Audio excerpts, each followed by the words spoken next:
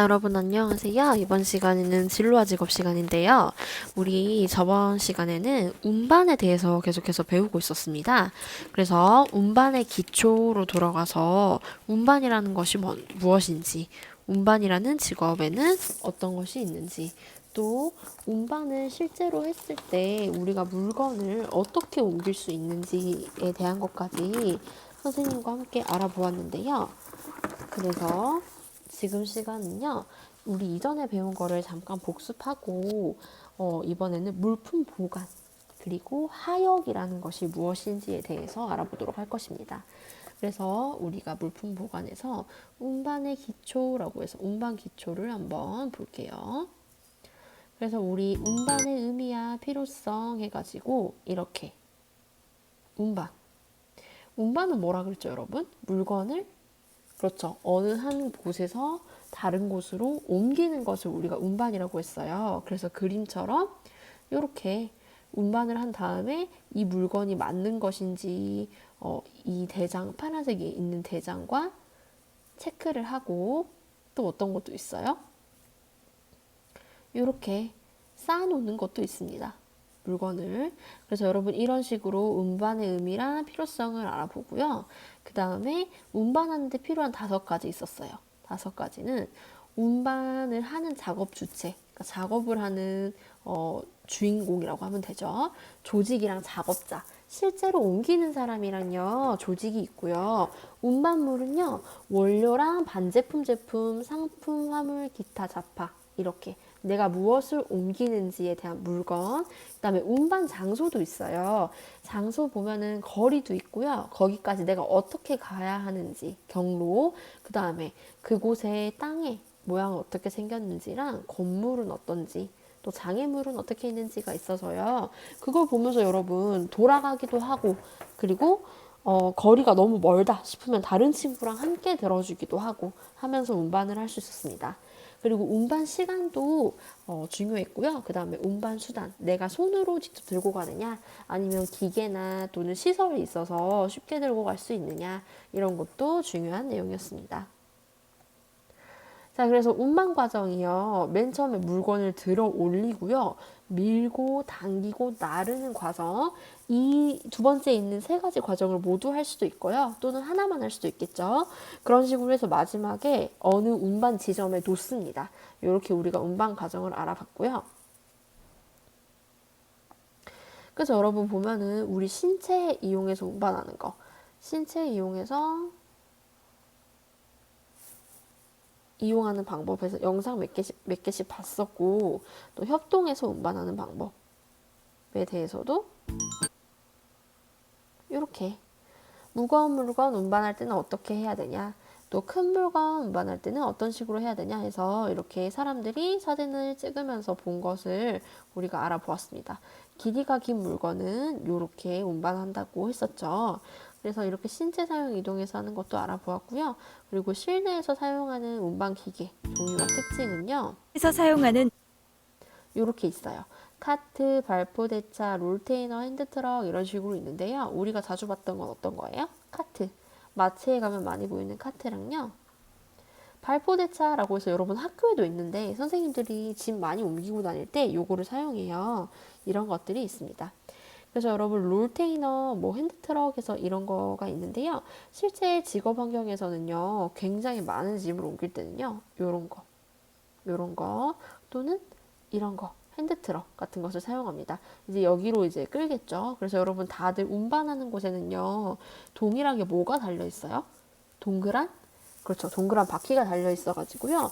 이것들이 움직일 수 있도록 진행을 합니다.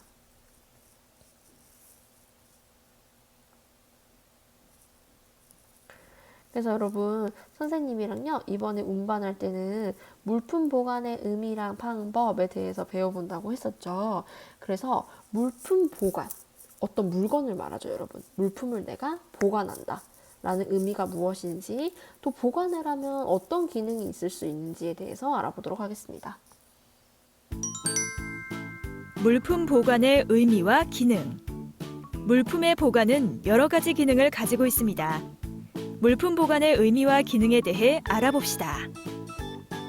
학습 목표. 물품 보관의 의미와 기능에 대해서 안다.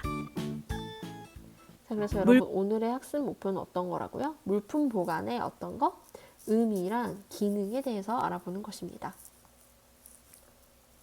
그래서 여러분 여기 보면은 영상이 있어요. 그래서 영상에서 지금부터 물품의 보관의 의미는 뭐고 기능은 어떤 것인지를 말을 해줄 것입니다. 집중해서 보도록 해요.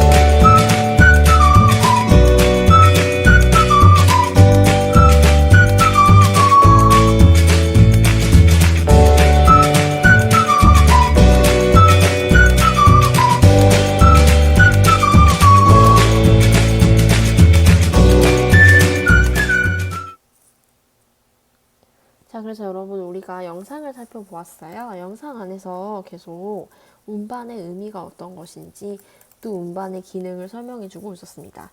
선생님이랑 잠시 보면서 보면 물품 보관의 의미는 뭐라고 해요? 어떤 장소? 장소에서 물품의 품질, 그러니까 물품의 질이 좋은지 아니면 좋지 않은지 이런 거를 나타내는 걸 품질이라고 하거든요. 그리고 개수는요, 우리가 아는 거 한 개, 두 개 세는 그 개수를 말하고요. 그것을 그대로 보존하기 위해서, 보존이란 말은 상태가요 계속해서 유지된다는 거예요. 처음이랑 똑같이. 그러한 보존하기 위해서 관리를 하고요. 정해진 기간에, 언제가 정해졌는지를 보고 정해진 기간에 잘 놔두는 것입니다. 그래서 요것을 여러분 물품 보관이라고 하고요.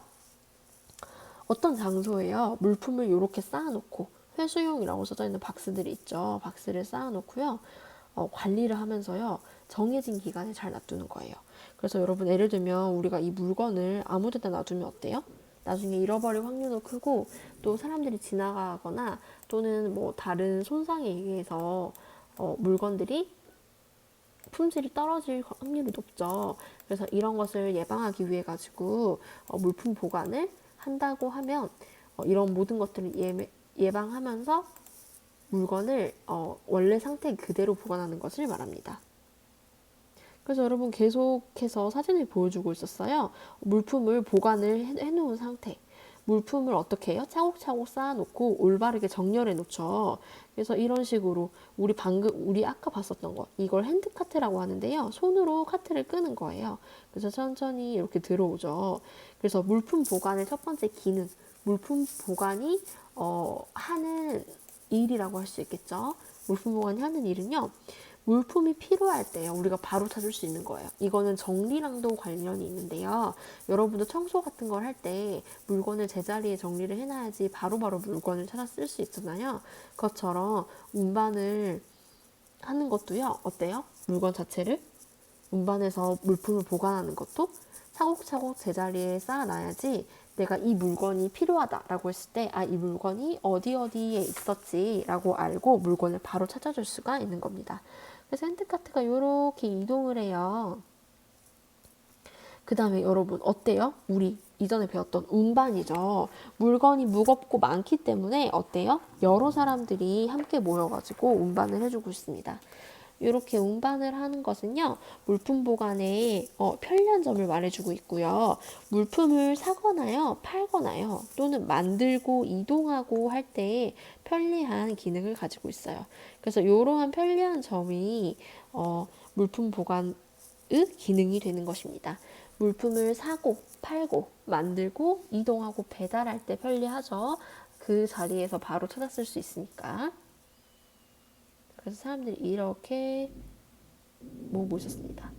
자, 그리고 물품 보관의 장점이 나와요. 물품 보관이 잘 되어 있으면요, 물건을 찾고, 아까 말했던 거죠. 찾는 거. 그리고 옮기기도 쉽고요. 내가 물건을 어디로 옮길지 옮기는 것도 쉽고, 그 다음에 시간이랑 뭣도 아낄 수 있어요? 돈도 아낄 수 있습니다. 이렇게 우리가 진행을 합니다. 자, 그래서 여러분, 이렇게 우리가 물품 보관의 의미와 기능을 알아봤어요. 물품 보관의 의미는 뭐라고 했죠? 그렇죠. 정해진 공간에 놔두면서 물품의 품질, 상태를 유지해 주는 거. 그런 것에서 물품 보관의 의미가 있다고 했고, 기능은 어때요? 잘 찾을 수 있고, 또 잘 정리하기 때문에 쓰기가 쉽고, 그리고 물품의 유지가 쉽고, 이렇게 기능을 알아보았습니다. 그래서 여러분, 다음에는요, 물품 보관의 원칙, 물품 보관할 때 꼭 지켜야 되는 원칙, 그리고 형태, 물품 보관을 어떤 식으로 하는지를 자, 그래서 여러분, 우리가 물품 보관 및 하역하는 거, 또 물품 보관의 의미랑 방법에 대해서 배웠는데요. 물품 보관의 원칙과 형태가 있어요. 그래서 우리가 물품 보관은 안전한 곳에다가 물건이 손상되지 않고, 또 우리가 찾을 때 쉽게 찾아서 옮기기 수월하도록 하는 것이 선생님이 물품 보관이라고 했는데, 이 물품 보관에는 꼭 지켜야 되는 규칙, 원칙들이 있습니다. 그래서 그 원칙들이 어떤 것인지, 또 형태는 어떻게 보관을 해야 맞는 것인지 선생님과 함께 알아보도록 합시다. 물품 보관의 원칙과 형태. 물품을 보관할 때는 물품이나 창고에 따라 지켜야 할 원칙과 보관 형태가 다릅니다. 물품 보관의 원칙과 형태에 대해 알아봅시다. 학습 목표. 물품 보관의 원칙과 형태를 안다. 자, 그래서 여러분, 영상에서 알아봅시다. 물품을 보관할 때, 물품을 정확하게 쌓아두고 보관할 때는요, 그 물품이 어떤 물품인지, 당연히 뭐 유리랑 플라스틱, 고무는 당연히 물품 보관할 때가 다르겠죠. 왜냐면 깨지는 정도가 다르기 때문에. 이렇게 물품의 종류나 아니면 창고가 여러분 어떤 창고들이 있어요? 그냥 쌓아놓는 창고도 있지만 크기에 따라서 차이도 나고, 또 냉장고, 차갑게 해서 얼려놓는 창고도 있고요. 아니면 그냥 상온에 실온에 보관할 수 있는 그냥 창고도 있고, 이렇게 여러 가지 다양한 물품이나 창고의 종류에 대해서 지켜야 할 원칙이랑 보관 형태가 다릅니다. 그래서 오늘은 이렇게 물품 보관의 원칙과 형태에 대해서 알아보도록 할게요.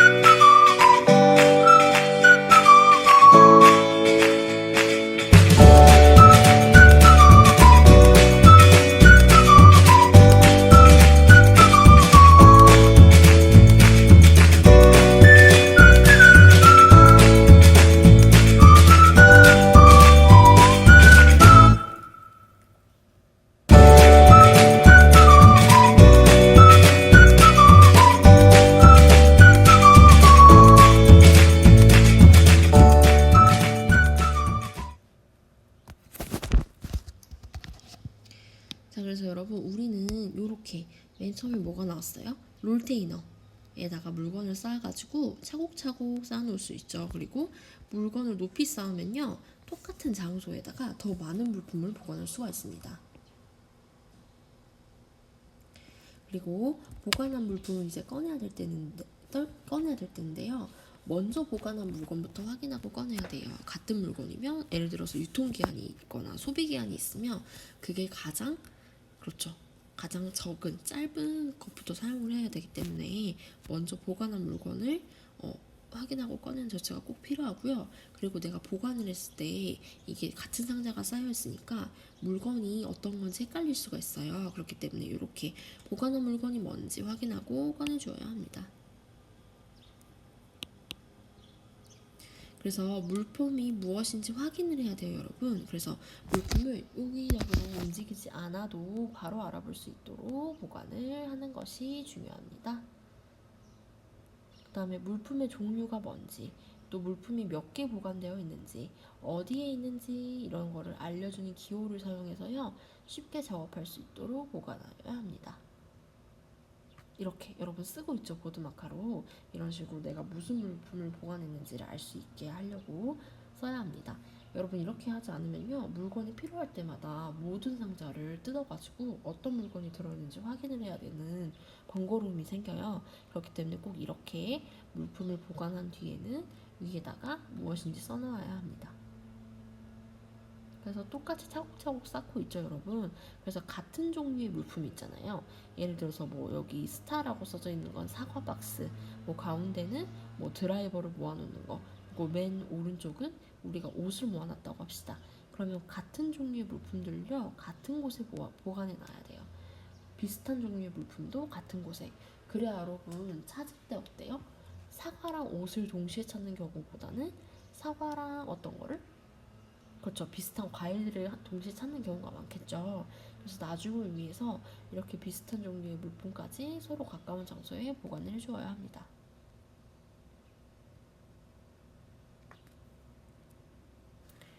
그래서 여러분 우리가 물품 보관 시스템의 형태를 한번 이해를 해볼 거예요. 첫 번째, 보관 요소의 양을 분석하는 거, 내가 어떤 것을 얼만큼, 그 다음에 보관 시스템, 내가 이 보관을 어떻게 할 것인가, 그 다음에 렉 시스템이 있는데 요거를 여러분 음성을 듣고 우리가 한번 알아보도록 합시다.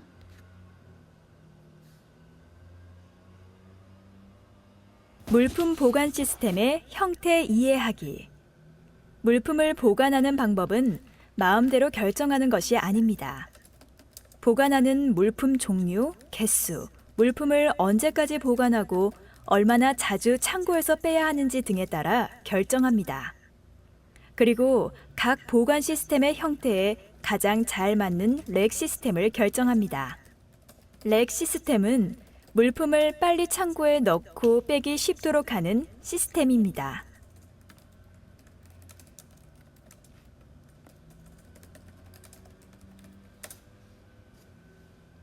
그래서 여러분 어때요?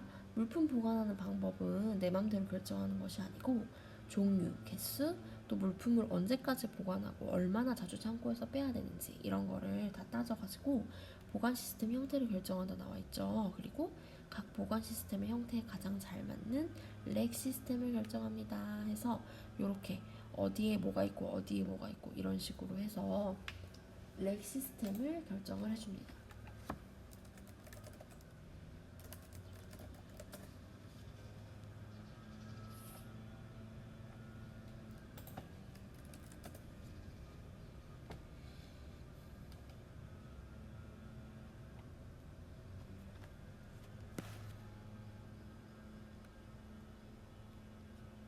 자, 그래서 여러분 우리가 물품 보관 요소의 양 분석을 해야 된다고 했잖아요. 그래서 그 양 분석하는 하위 요소들에는 어떤 것들이 있는지 보도록 하겠습니다.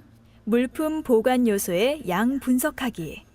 물품을 보관하기 전에 보관할 물품의 개수, 보관 중인 물품의 개수, 물품을 언제까지 보관하고 얼마나 자주 창고에서 빼야 하는지 확인해야 합니다.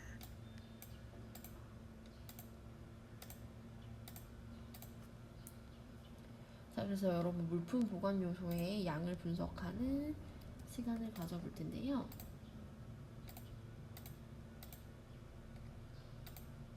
그러면 여러분 보관 물품이 뭔지 확인. 이거는 선생님도 지금 뭔지 모르겠는데 이렇게 보관 물품 위에다가 당연히 이것이 무슨 제품인지 또 어디에서 만들어졌는지 등등이 나오게 되어 있어요. 그래서 그것을 우리가 확인을 하고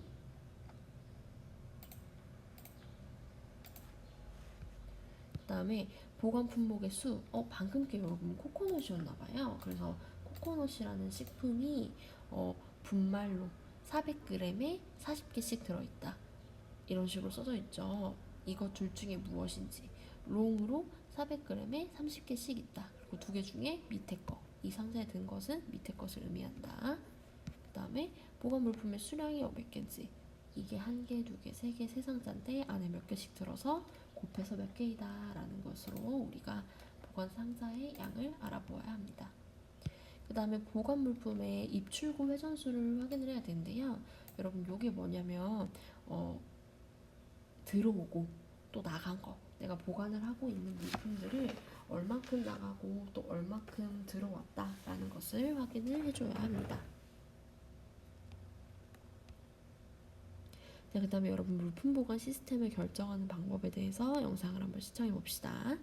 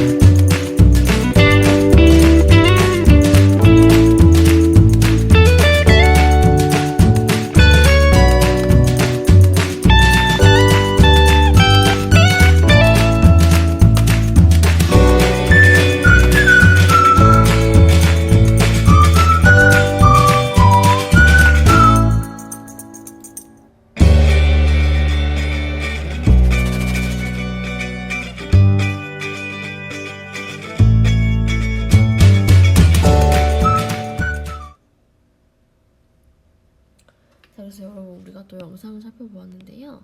여기 보면은 코코넛 물품 보관하기 전에 알아두어야 할 상황에서 코코넛도 있었고 물품 보관의 종류, 어떤 물품이 있는지, 또 보관 물품이 같은지, 다른 종류라면 몇 가지 종류가 있는지, 그리고 이렇게 파파야 다이스라고 해서 당절임 상품이다. 뭐 파파야가 얼마 들어있고 설탕이 들어있고 이렇게.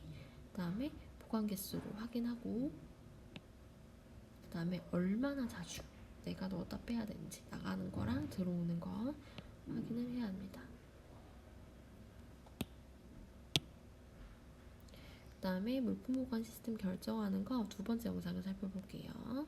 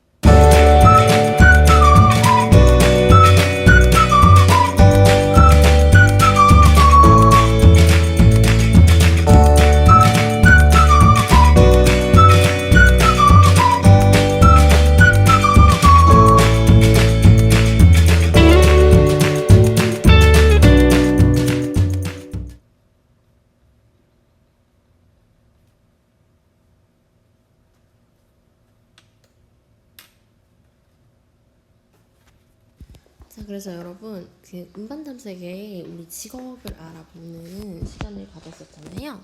그래서 교과서 진로와 직업 교과서 128페이지에 보면은 이렇게 음반 분야의 직업들이 나와 있습니다. 그리고 129쪽을 살펴보면요. 음반원 중에서 우리가 대표적으로 알고 있는 어떤 거?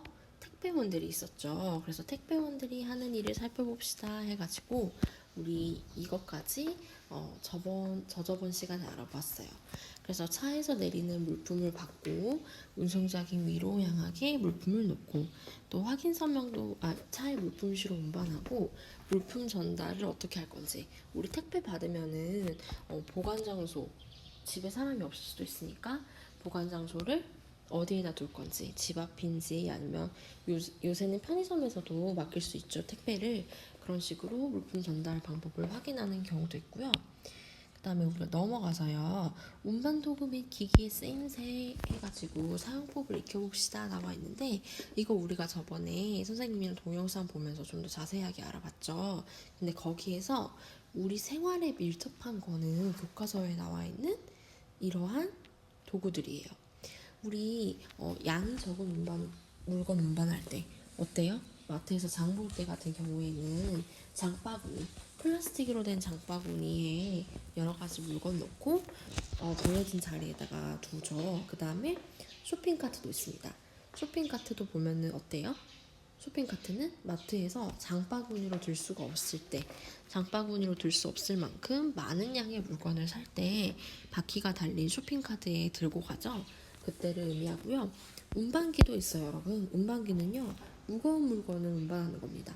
우리 이거 핸드카트도 있고 이런 식으로 해가지고 이거 대차라고 해가지고 그때 어떻게 운반을 하는지 알아봤었죠. 그래서 무거운 물건을 운반할 때 뭐 택배라든지 굉장히 무거운 상자들을 운반할 때 이렇게 쓰고요. 그 다음에 여기 되돌아보기에 보면요. 제조업 분야의 직업에 필요한 도구 및 기기를 연결해 봅시다 라고 나와 있어요. 그래서 여기 보면은 제조업 분야가 여러 가지 있었어요. 그래서 도자기 공예원도 있고 자동차 부분품 조립하는 사람, 또 쇼핑몰 택배 준비하는 사람, 포장 관련된 거겠죠. 그리고 택배원들도 있었습니다. 그리고 도구 및 기기를 보니까요. 테이프 커터도 있고 가마도 있고 운반도 있고 드라이버도 있었어요. 그래서 우리가 이렇게 제조업 분야의 직업에 필요한 도구를 그래서 여기에다가 살펴보면요. 도자기 공예원이라고 해서 이건 어때요? 공예 관련 직업에 속하고 또 자동차 부품품 조립원은 조립 제조업 중에서 조립에 그다음 택배 준비원은 당연히 포장 그 다음에 택배원은 운반에 속하게 됩니다. 그래서 우리 이렇게 직업 중에 공예 쓸모있게 꾸미는 거, 그 다음에 조립, 여러 가지 부분적인 부품들을 모아서 한 물건을 만드는 거, 그리고 포장, 물건이 손상되거나 또는 볼 때, 받을 때 정성이 들어가게 꾸밀 수 있게 포장하는 거, 그리고 물건을 어떤 지점에서 정해진 지점으로 옮기는 운반 가치의 직업들을 우리는 모두 통틀어서 뭐라고 부른다고요? 이러한 직업들을 제조업이 아니라 이러한 직업들을 무슨 업?